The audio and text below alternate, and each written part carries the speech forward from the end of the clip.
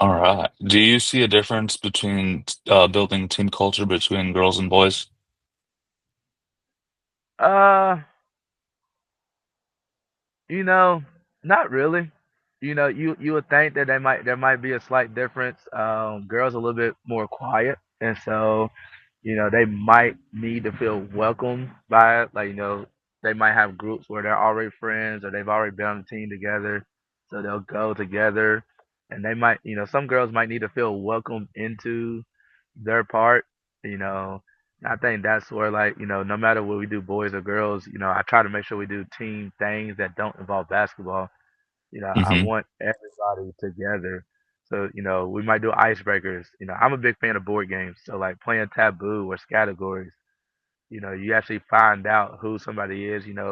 If you can make me laugh, there's a good chance we're gonna be friends. Yeah. If I can enjoy being around you, we listen to the same music. There's a good chance we're gonna be cool. So trying to figure out where you can blend players aside from basketball. Because like me, a lot of my friends came from playing basketball. Oh, I like the way you play. We can play together on a regular basis. We're gonna be friends. And so that benefit helped with boys. Um, but um, I don't think it's too hard to build the team chemistry. I just think it takes consistent reps. Whether it's the bonding, whether it's practicing, but like you try to have a fun atmosphere in moments where like they know that regardless of wins and losses, this is still a game, and a game should be fun. Yep. I think that's the biggest thing for my freshmen is your chemistry and how you guys play together. That's important, but you gotta have fun. Like if you're not having fun, like don't don't do it. Like I don't really want you to just not have fun. Like go do something that you're gonna have fun in. And I think that, shocks them a lot because it's like, what, coach doesn't want me to play? No, I just Yeah, want you guys to have fun. yeah. Um, so now we're in transition. So I'll ask you some kind of stuff. So transition's kind of the modern game now. What do you do to teach transition offense and defense in middle school and youth athletes? So I'll start with defense because I love defense. Um, when we're in deep, like if we don't get the rebound, we have two different, depending on if we're pressing or not. If we're in full court man, it doesn't matter who your man is. If you got the basketball, you're my man if I'm right next to you. And until we get across half, we got to stay locked in with like this. And then once we get across half, we might be able to switch and get back to regular matchups. But our goal, our principles is no transition layups. I would rather them, swing, swing, swing, and get an open three in the corner. That we have a position to get the rebound because we got two people already in the paint. Then everybody's chasing the ball and we're behind and they got a wide open layup. So that is my biggest, preach as far as transition defense goes is, somebody has to stop ball, the closest person to it, and two people have to go to the rim. And then we kind of match up from there. We call it leftovers, so the last person down the court, you just got to take whoever's left and then in when moment comes available, we can switch and get rematched up. So are you this kind of brings up a question that that's not on my thing, but do you switch or do you hedge? Because like my guys, I try to get them to hedge a lot so that they push the guy back to where they came from. But do Uh-huh. you switch or do you hedge? So I blitz, Oh, okay. and what I love the blitz, and I even try to teach my little kids this because I mean, regardless of like a lot of people practice coming off screens and they're looking to score, they're looking for the roll. They're not looking for a second or third option. And if you don't allow them to think of their first option, 9 out of 10 times you get a turnover.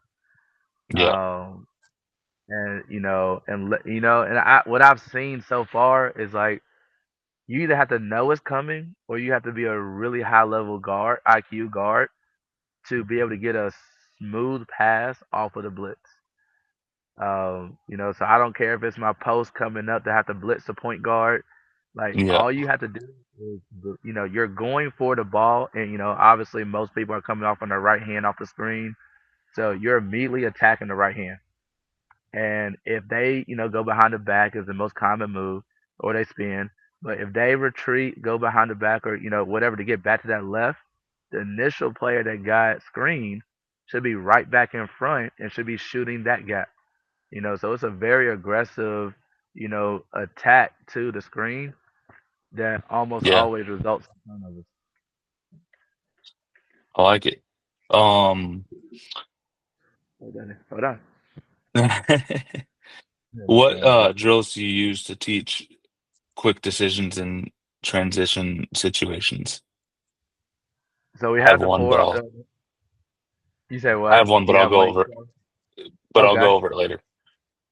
The 4-on-4 transition drill where you throw the ball to a guy on the baseline and the person in front of them has to touch the baseline before they get back Yeah. in play.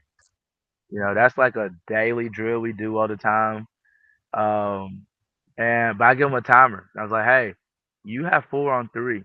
Use it to your advantage. Like you all should be scoring in transition, or trying to find an open three because we did have some good shooters, and so we look to take advantage and find open shots. Um, there's also a drag screen option that I use. I learned this form of a transition drag screen that I've incorporated into our drills. But giving them the timer, it makes them play fast. I like to play fast, and so it makes them make decisions faster. And now you can't just dribble the life out of the ball. You have to push and look for a transition bucket. I know we give them about 12 seconds. I feel like if a team can play defense for 30 seconds or more, they're probably going to get a turnover. So can you, or well, I'll just go real quick. My drill is like yours. It's the 4-on-4 transition. I do that a lot. But I Uh-huh. also do the 3-on-2, 2-on-1, where they're already Yeah. down a man, and Uh-huh. they have to engage their first defender, and then make a decision based on that engaging of the first defender. Um, Uh-huh. because we got to get them to run lanes. We got to get them to Yeah. run to their spots. But like freshmen sometimes still don't understand that they got to run a lane and Mm. they got to make better passes. So they got to reverse the ball instead of throwing it across the court to the other guy on the other side, like they like to do. Um, Uh-huh. Uh-huh. I, but that's Yeah. like probably one of my drills that I'll do at the beginning where I got a question that's a for you with that. focus. Um, Can you share a strategy or concept that you've found particularly effective during in creating easy transition opportunities? Um, so one thing that I look, the cross pass, when we advance, a lot of people chase the ball, and so the cross pass across the paint at the opposite person always cutting to the rim. 'Cause like you said, you got to fill lanes, and so everybody just running straight down. If you fill into a corner or a wing, the defense feels like, well, I'm in front of you. I've done my job. So if we advance the ball on our sideline, the opposite person cutting to the basket immediately, we score a lot of open layups just because the defense kind of fell asleep. They thought they did good and they didn't. Um, we also have a rim runner from we call it Carolina, but from the numbered fast break drill, which we try to do that every day in practice, and we'll do it with defense so that way they get to see it live. But the five's responsibility is to rim run right down the middle of the paint. And so, if you're not having, if I have a mobile big, that's very effective. But if they can't, beat their man, or if they get stopped from getting a wide open layup at the paint, I'll have that big come up and set a back screen, that which allows, it could be a ball screen, but a lot of times I do off ball, which again, that cross pass is now forced to be open. Yeah. All right. What was your favorite basketball moment as a coach and player? Hmm. So I got two favorite moments as a coach.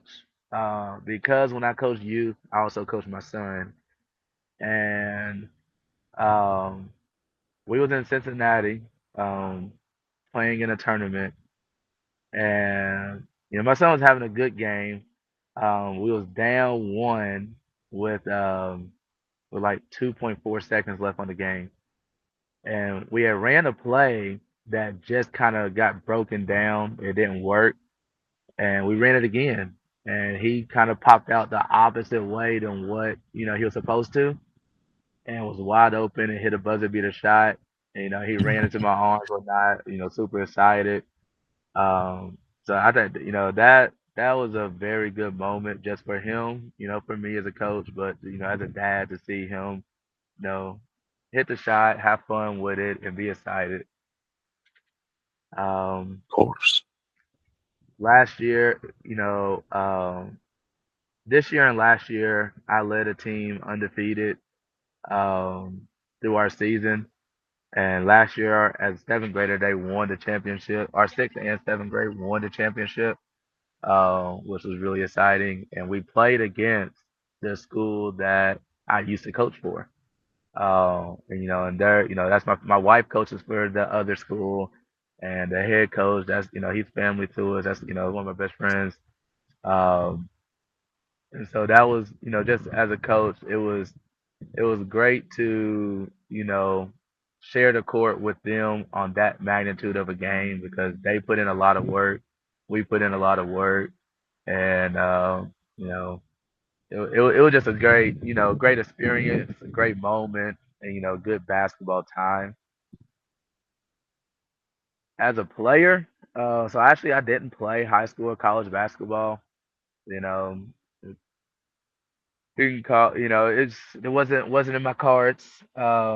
I just always been a student of the game. I've always, loved basketball and I studied it. I played lifelong. So I've had, just a lot of fun times playing basketball. Um,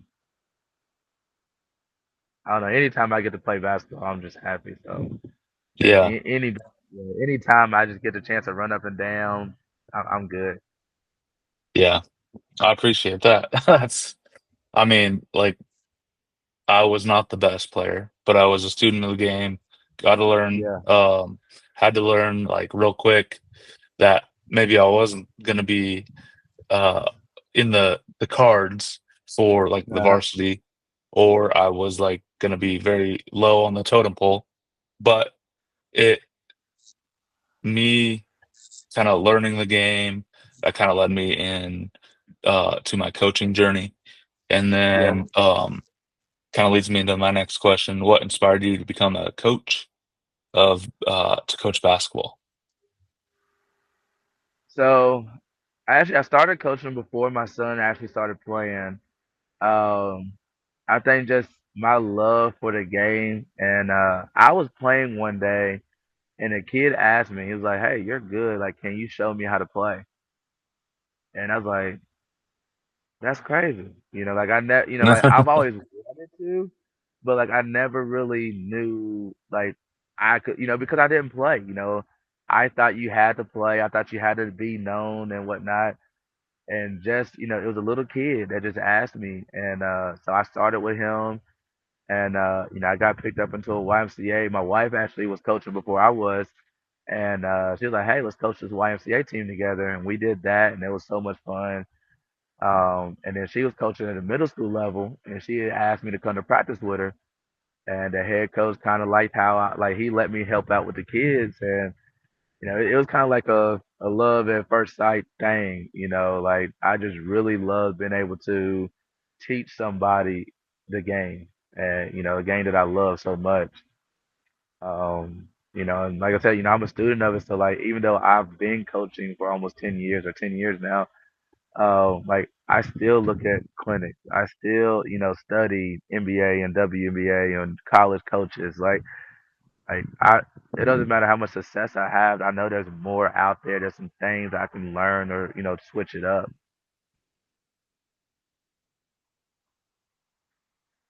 I like that. Um, One of the reasons why I started to coach, and it is like right out of high school. So Mm, I got I had the opportunity to help the freshmen as an assistant. Then I moved like 3 years later, got moved up to JV to be like an assistant over there. And the JV head coach was a really like knowledgeable. He's done AAU, he's done um, boys. He did mm, he practically coached his boys through high school. So um, and that was just kind of a cool experience because he actually taught me like a lot of stuff I know now. yeah, Um, and just using all of his tools and kind of making my own stuff. That really kind of helped me kind of push myself into the position that I'm in now, which, yeah. I'm 4 years into being the freshman coach, Okay. and probably going to be moving up soon, hopefully. Okay. But just it's it's a process. The school loves me, which is a good thing. Yeah. I work at that school too, so it's Okay. kind of nice to have that in your. I just feel like okay, like I work at the school, I do stuff for the school. I'm I'm committed, so Yeah. um, but I'm committed to these kids that I have right now. Committed to the ones that I had 4 years ago that are now seniors, and they're expected to do really well in this upcoming season, which I'm very happy for. It's like, we make that transition to coach different kids every year, or Mm, well, I do because I'm freshman, that's all I get. But like yeah.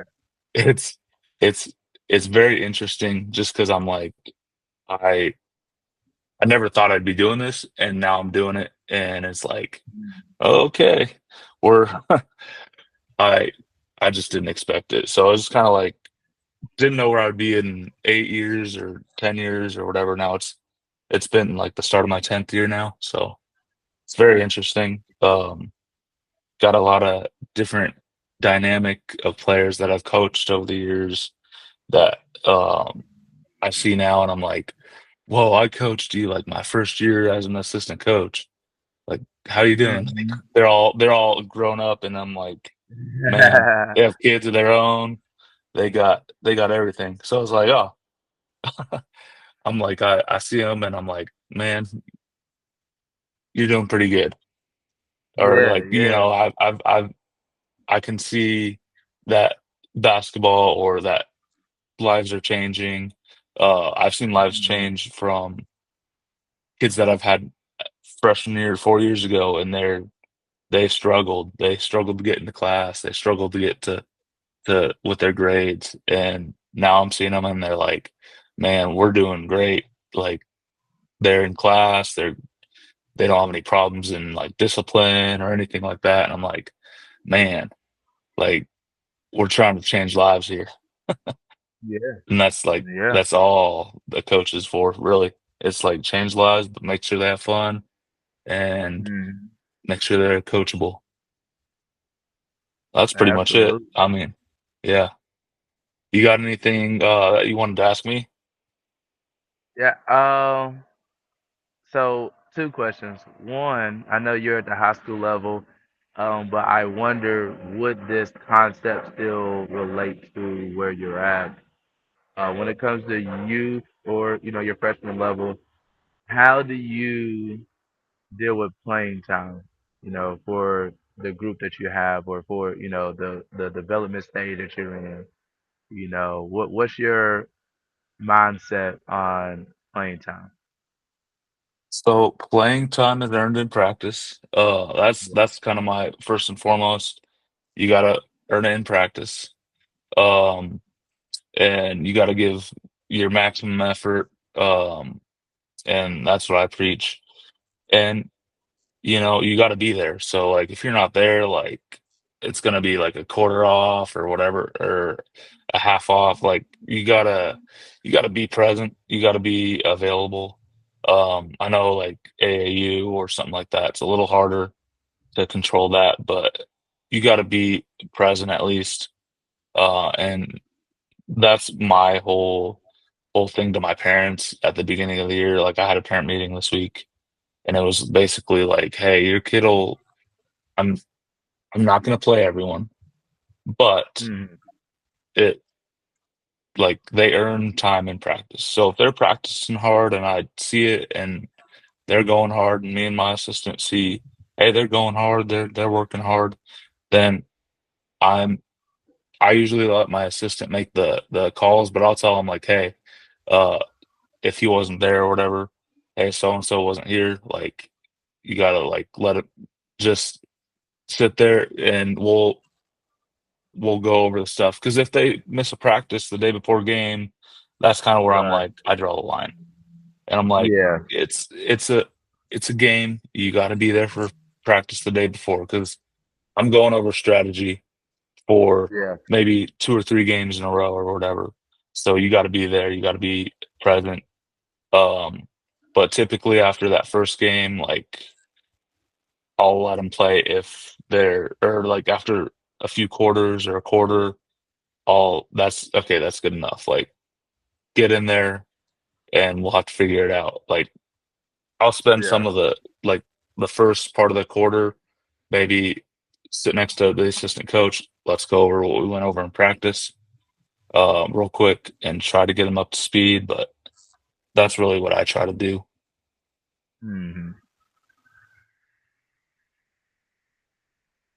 Yeah. I mean, that's like the common theme is practice time is earned, and I speak that to my school teams, and then when you got your youth teams where people pay to play, and it's like I'm trying, I'm not perfect, I'm not I do believe that for youth, and I say youth, like my son's a fourth grader, so Yeah, I've had a second grade team and a third grade team and now fourth grade team.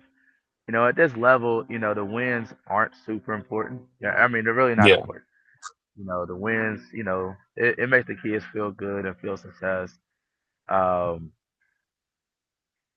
but at the same time, as a coach, I want to develop players, and so like, I don't like doing a 5-and-5 switch, um, unless I really have like two strong groups or it's a yeah, 2020 situation. And you know yeah. what? All five, let's go. But I like doing two at a time as my rotations, and so I try to like, even if you're one of my players that might be bottom of the bench, like I want to like my first 3 quarters is my time to play everybody.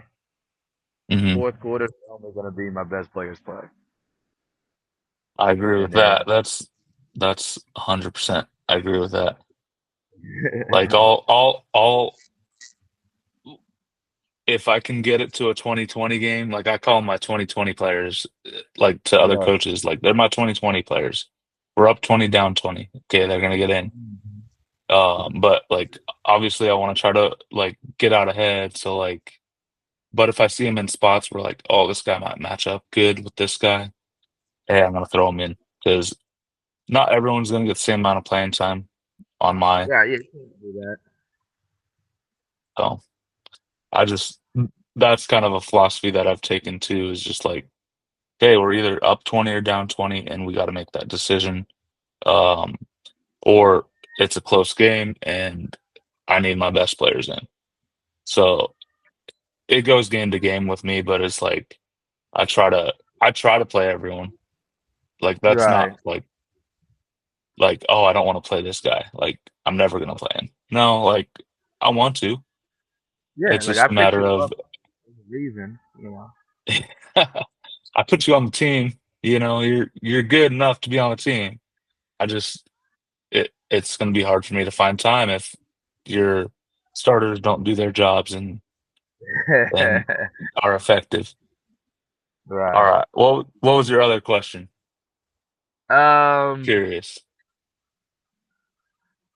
Take a lost second. Oh, okay. What has been it could be a person, it could be a quote, or it could be, it could be whatever.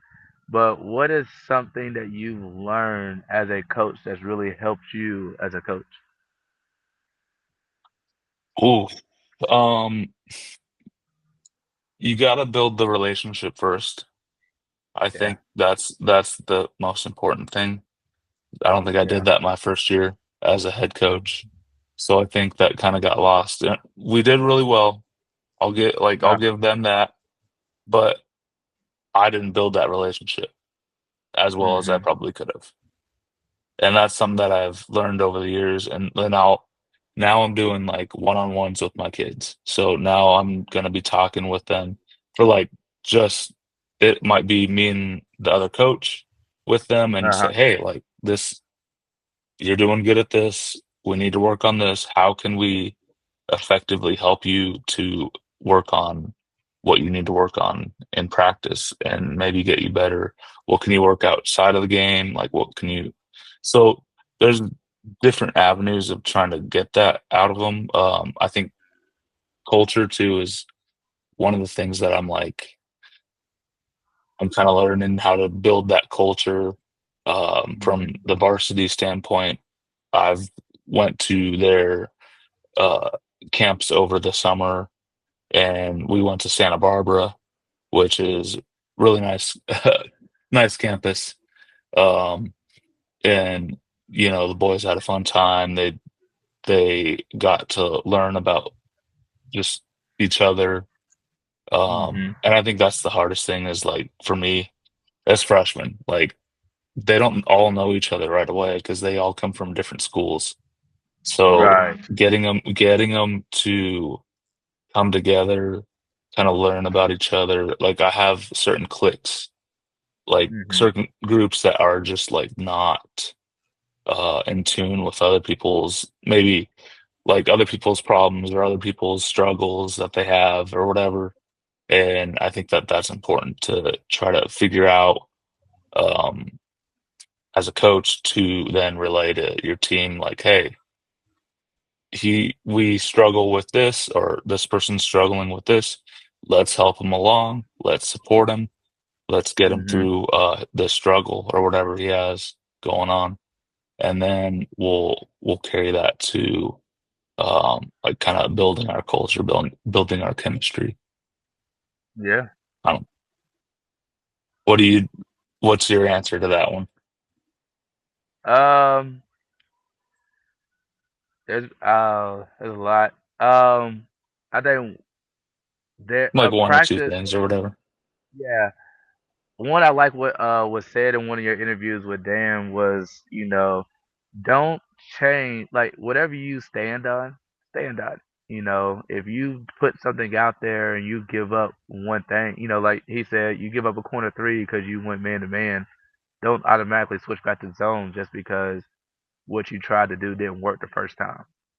Yeah, What- Whatever you stand to do, whatever your philosophy is, like stand on it. And at the end of the day, like you might have to make adjustments to win that game or to neutralize what's going on, but go back to the drawing board and like tweak what you need to tweak to correct, to be able to do what it is you want to accomplish. I yeah, like that little bit of advice, 'cause I've been in a situation where I've either changed or I've been a part of coaches where like they'll try something or they want to do something and the first time it doesn't work. Now we gotta go back. Like, give it a chance. yeah. Give it a try. I give it about like three possessions. Okay, if it's really not working and we're just getting scored on, okay. Like I'm like, but if it works one or two times, okay, like I'm gonna stick with it. Like it's not like the end of the world if it doesn't work. It's just Right, we're right. trying different things. Yeah. So there's sometimes where it's like there's games and I'm like, man, this is working. I'm not doing anything. and I might just switch up a few guys here and there, but like we're not really changing much. So, um, yeah, but that's pretty much it. That's all I have for you, Coach.